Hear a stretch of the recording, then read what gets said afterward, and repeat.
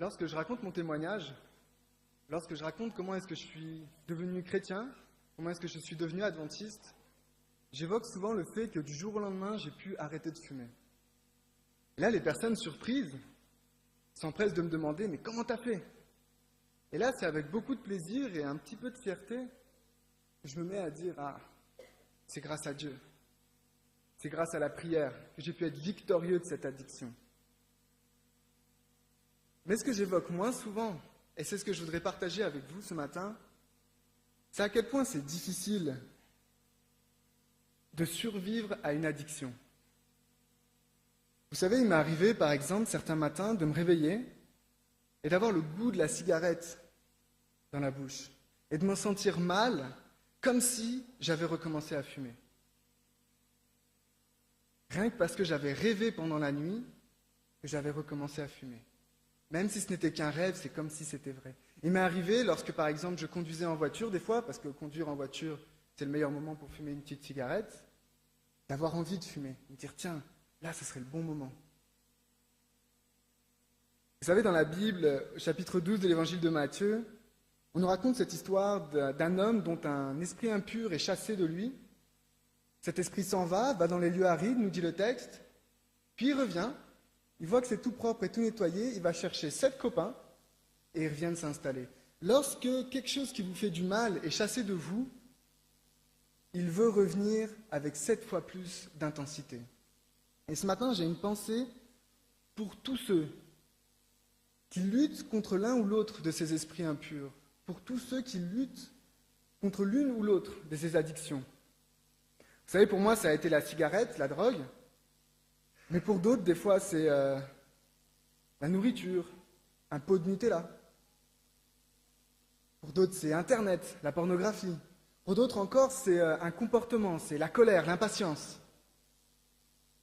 Et j'ai vraiment une pensée pour toutes ces personnes qui sont, je suis sûr qu'il y en a, venues ce matin dans cette église avec cette souffrance sur le cœur, et qui souffrent de cette addiction, et qui souffrent de cette lutte qu'ils mènent tous les jours.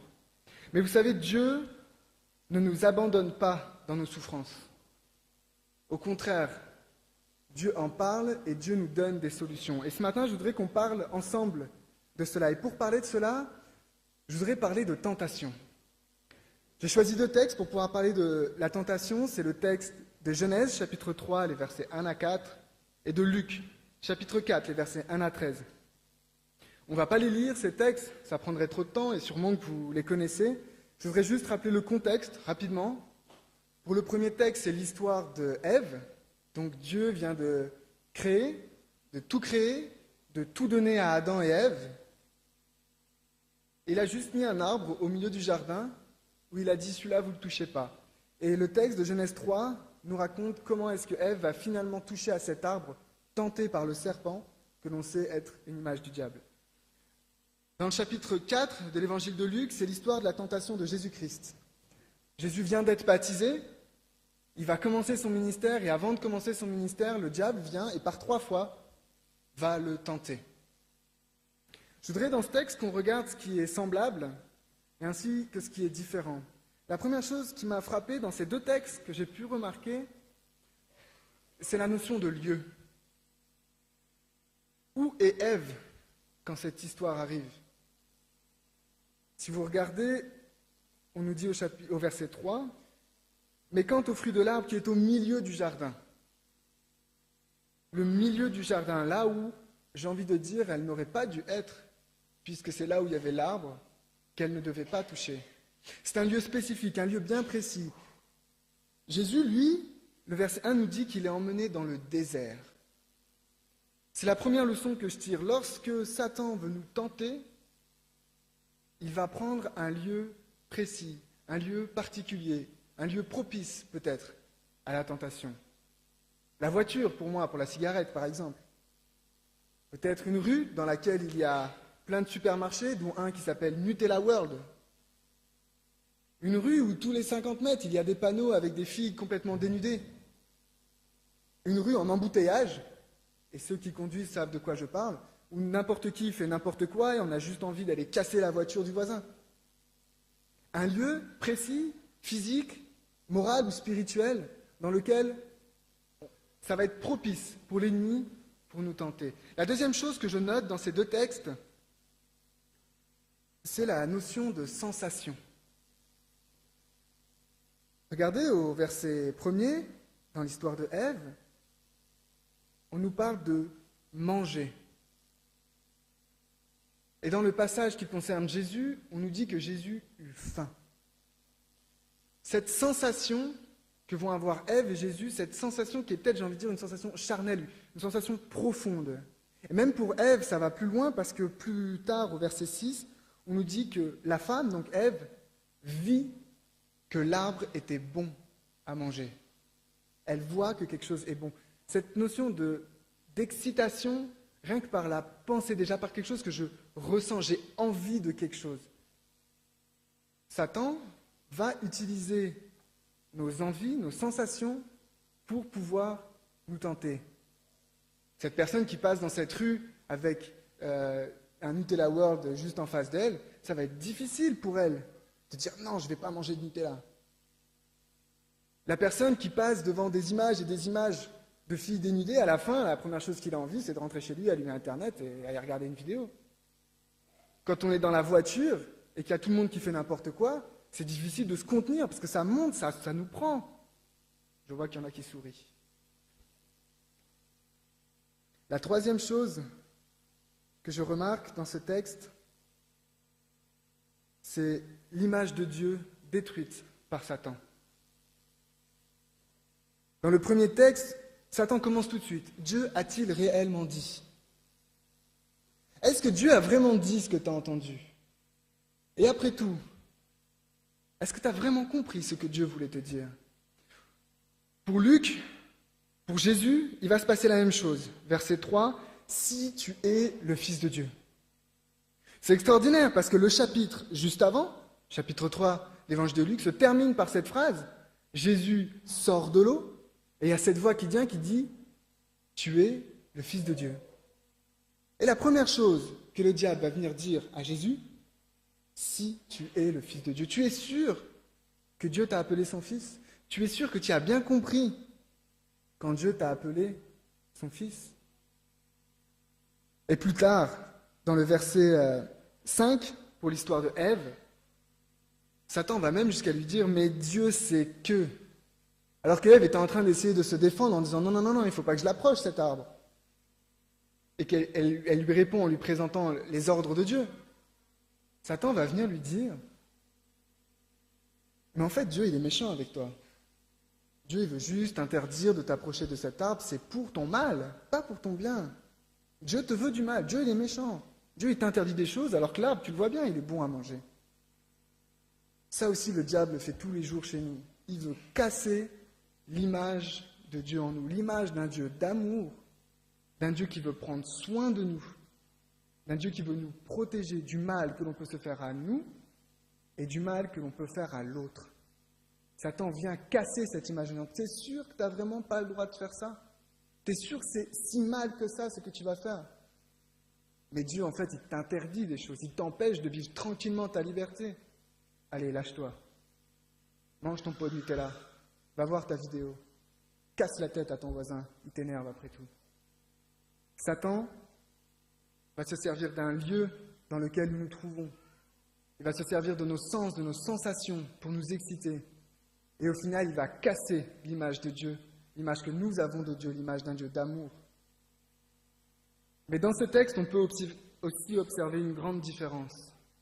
Ève succombe à la tentation. Jésus, lui, sort victorieux. Dans Luc chapitre 4, verset 13, on nous dit « Après l'avoir tenté de toutes ses manières, le diable s'éloigna de lui jusqu'à un moment favorable. » Jésus-Christ, lui, est sorti victorieux de cette tentation. Il est sorti victorieux parce que justement, il a décidé de rester fidèle à Dieu.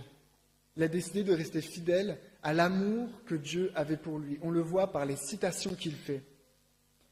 Il a décidé d'être fidèle, de croire que si Dieu avait dit telle et telle chose, c'était pour son bien. C'était parce qu'il l'aimait. Et vous savez, je crois que c'est la chose la plus importante que nous devons comprendre. C'est l'amour de Dieu pour l'humanité à travers son Fils Jésus-Christ. Car Dieu t'a tant aimé le monde qu'il a donné son Fils. Sans ça, je crois qu'on ne peut pas même répondre à la tentation. Mais Jésus, lui, savait que Dieu était un Dieu d'amour pour l'humanité entière et qu'il devait lui rester fidèle.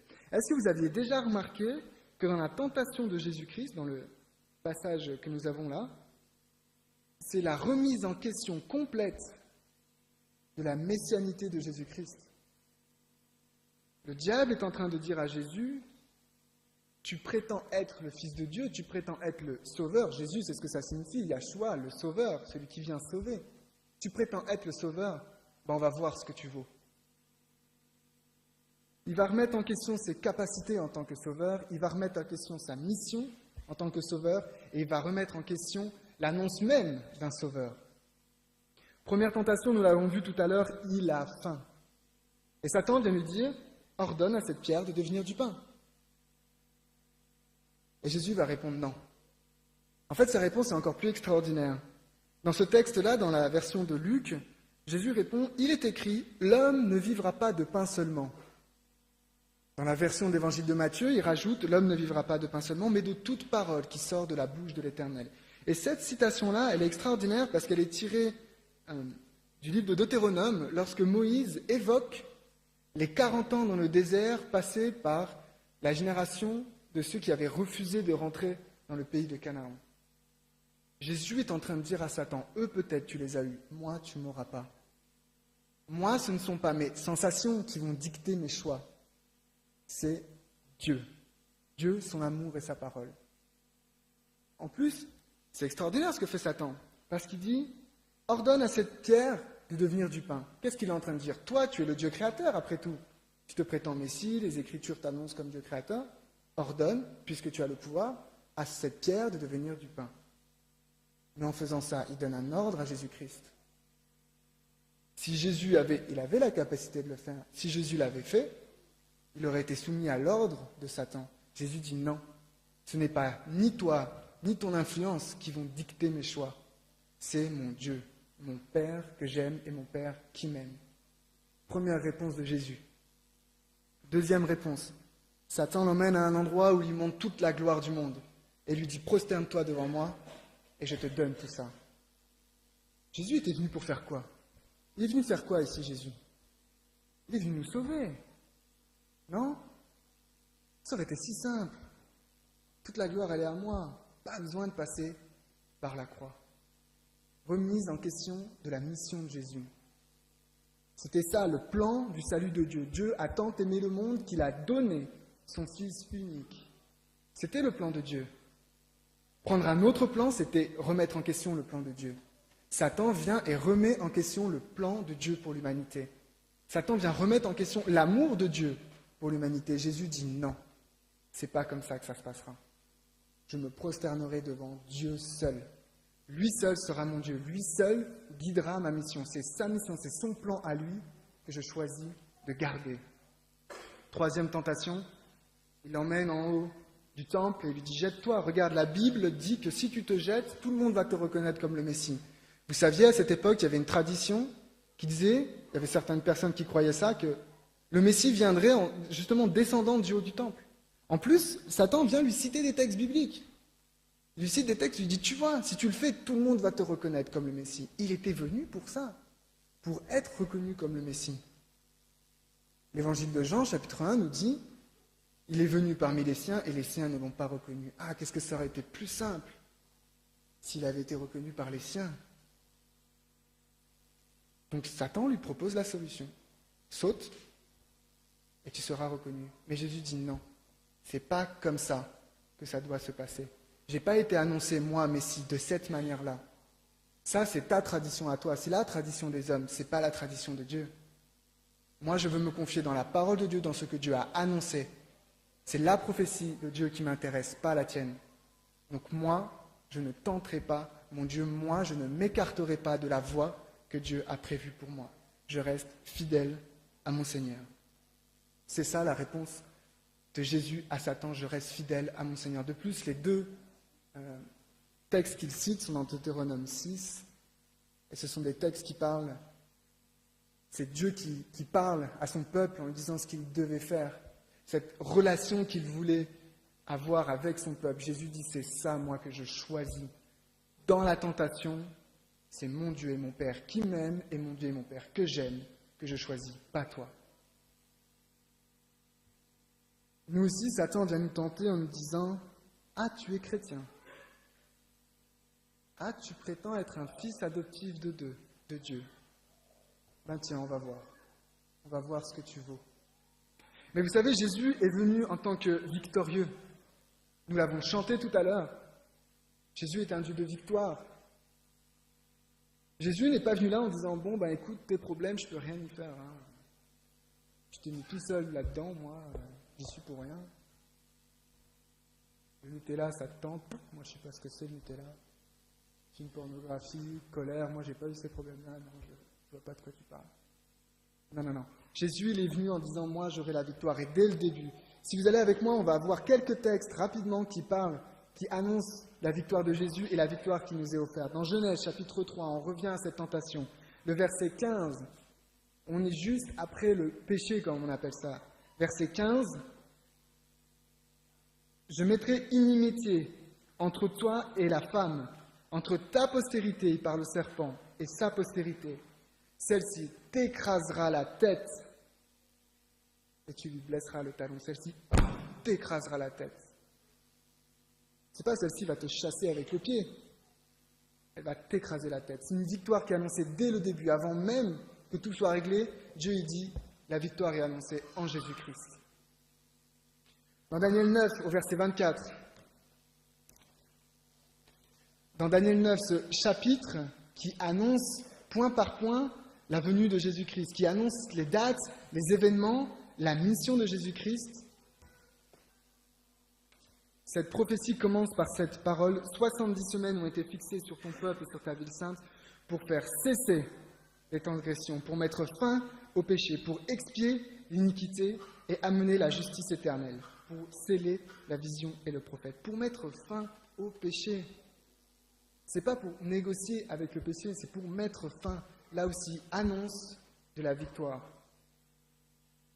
Dans Ésaïe 42, Ésaïe chapitre 42, les versets 1 à 4, on nous parle aussi de Jésus-Christ. Ésaïe 42 nous dit « Voici mon serviteur que je soutiendrai, mon élu en qui mon âme prend plaisir. J'ai mis mon esprit sur lui. » On parle de Jésus. « Il annoncera la justice aux nations. Il ne criera point, il n'élèvera point la voix, il ne fera point entendre dans les rues, il ne brisera point le roseau cassé. Il n'éteindra pas la mèche qui brûle encore. » Il parle de nous là. « Il annoncera la justice selon la vérité. Il ne se découragera pas. » Jusqu'à quand ? Il ne se découragera pas et ne se relâchera pas jusqu'à ce qu'il ait établi la justice sur la terre et que les îles espèrent en sa loi.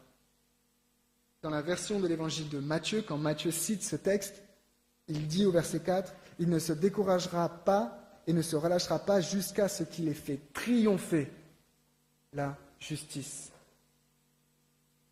Jésus est annoncé comme quelqu'un qui va amener un triomphe. Un triomphe. Dans 1 Corinthiens, chapitre 15, versets 56 à 58, Paul avait tout à fait compris ça. Et il nous fait une promesse, Paul. 1 Corinthiens,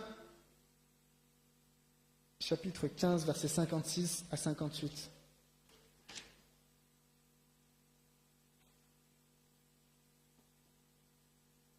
L'aiguillon de la mort, c'est le péché, et la puissance du péché, c'est la loi. Mais grâce soit rendue à Dieu qui nous donne la victoire par notre Seigneur Jésus-Christ. Ainsi, mes frères bien-aimés, soyez fermes, inébranlables, travaillant de mieux en mieux à l'œuvre du Seigneur, sachant que votre travail ne sera pas vain dans le Seigneur. Soyez fermes, inébranlables. Pourquoi ? Parce qu'on nous a donné la victoire par notre Seigneur Jésus-Christ. On nous donne la victoire, elle ne s'achète pas, elle ne se commande pas, elle nous est donnée, c'est Dieu qui nous la donne, c'est Jésus-Christ qui nous la donne. Jean 16, verset 33, c'est une promesse formidable. Jean 16, 33 nous dit « Je vous ai dit ces choses afin que vous ayez la paix en moi. » Pas la culpabilité. Pas la pression, pas le stress, la paix. Afin que vous ayez la paix en moi, vous aurez des tribulations, vous pouvez changer ce mot avec tentation si vous avez envie, vous aurez des tribulations dans le monde, mais prenez courage, j'ai vaincu le monde. Il n'était pas encore monté sur la croix, mais il avait déjà vaincu le monde. Romains 12, verset 21, nous aide aussi à savoir comment obtenir cette victoire.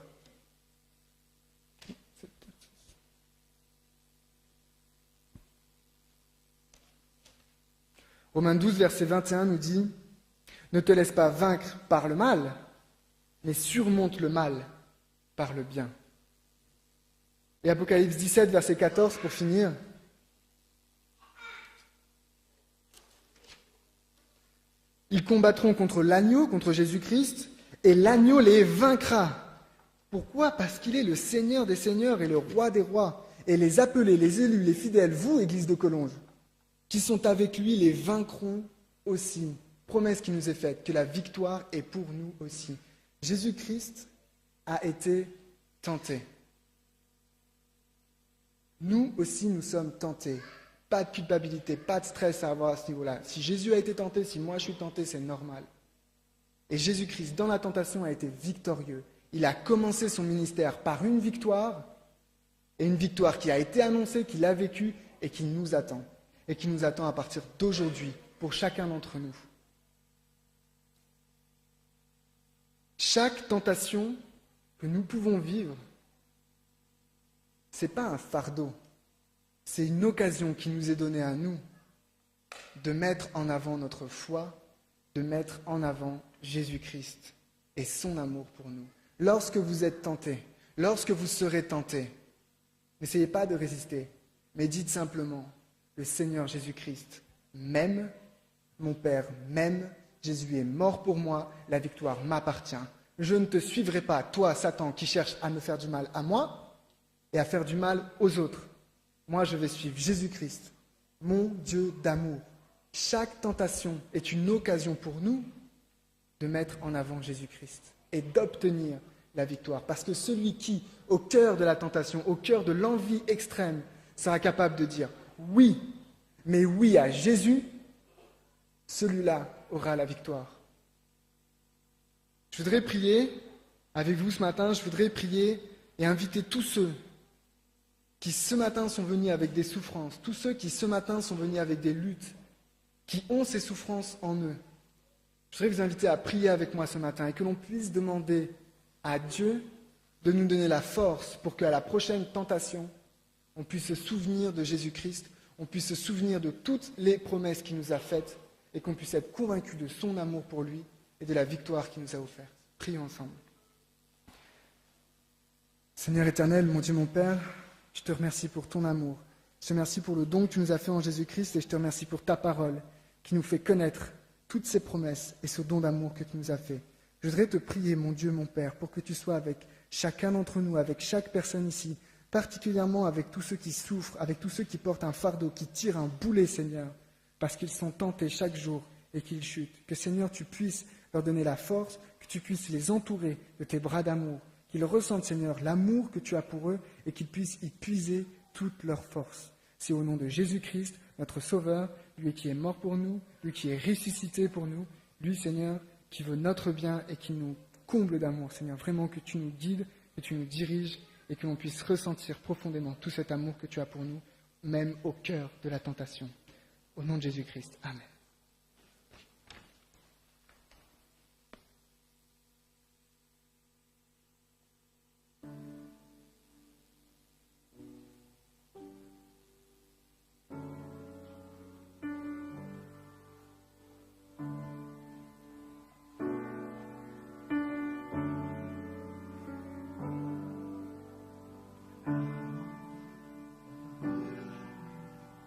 Je n'ai plus rien à te donner. J'ai trop essayé sans jamais réussir. Où sont les victoires à venir? Je n'ai plus de force, je suis trop fatigué. On brise mon écorce, touche mon cœur brisé. Ta main me guérissant, je peux tout te donner et recommencer maintenant.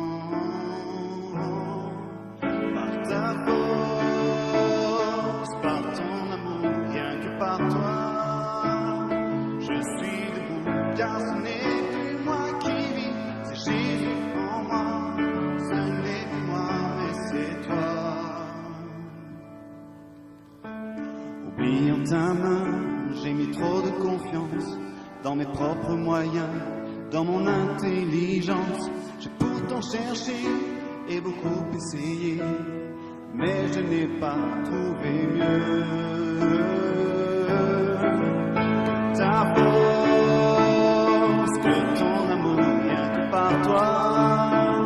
Je suis debout car ce n'est plus moi qui vis, c'est Jésus en moi. Ce n'est plus moi mais c'est toi qui vis en moi.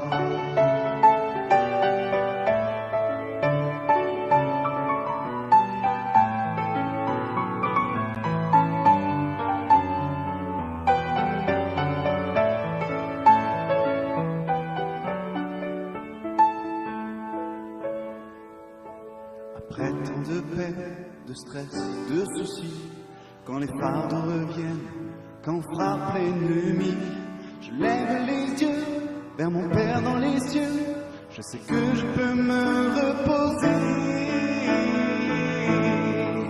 sur ta force, sur ton amour, rien que sur toi. Je suis debout car ce n'est plus moi qui vis, c'est Jésus en moi. Ce n'est plus moi mais c'est toi. Et quand je t'appelle, tu me redis encore que c'est quand je suis faible qu'alors je suis fort. Alors dans le soir, je peux encore chanter qu'il n'est aucun pouvoir qui peut me séparer de ta force.